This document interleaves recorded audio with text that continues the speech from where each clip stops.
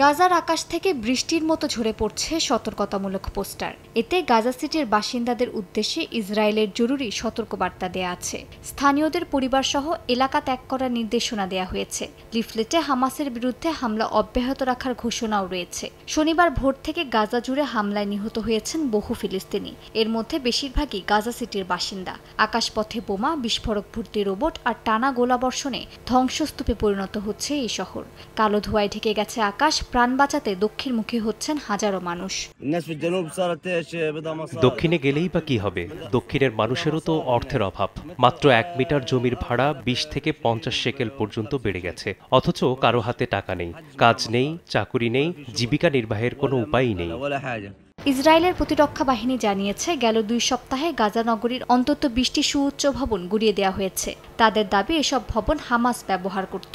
শরণার্থীদের চাপে গাজার দক্ষিণাঞ্চলের আল মাওয়াসি এলাকায় দুর্দশাকে হতাশার চেয়েও ভয়াবহ আখ্যা দিয়েছে আন্তর্জাতিক সংস্থা MSF। নেই পানি, খাবার কিংবা তাঁবু খাটানোর জায়গা। উত্তর থেকে আসা বাস্তুচ্যুতদের হাতেও কিছু নেই। MSF জানায়, এতবারের বাস্তুচ্যুতি আর ভয় পেরিয়ে গাজাবাসীর অবস্থা এখন বর্ণনার অতীত।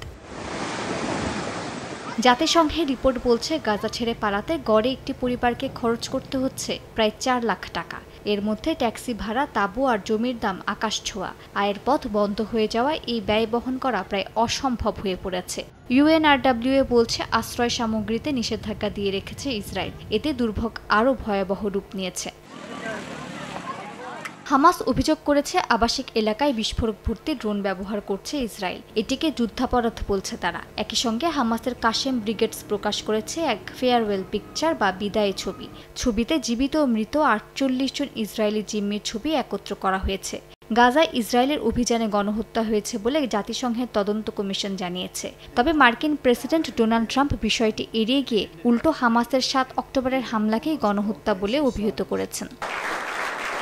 স্থানীয় সময় রোববার যুক্তরাজ্যের প্রধানমন্ত্রী কিয়ার স্টারমার ফিলিস্তিনকে রাষ্ট্র হিসেবে স্বীকৃতির ঘোষণা দিতে পারেন। সেপ্টেম্বরের মধ্যে ইসরায়েল দ্বিরাষ্ট্রভিত্তিক সমাধানে না আসলে এবং যুদ্ধবিরতির ঘোষণা না করলে এমন সিদ্ধান্ত নেওয়ার কথা গেল জুলাইয়ে জানিয়েছিল স্টারমার প্রশাসন। যুক্তরাজ্য ছাড়াও ফ্রান্স, কানাডা, অস্ট্রেলিয়া, পর্তুগাল ও লুক্সেমবার্গ ফিলিস্তিনকে রাষ্ট্র হিসেবে ঘোষণা দেওয়ার প্রস্তুতি নিচ্ছে। মালিহা সুহরওয়ার্দী, সময় সংবাদ।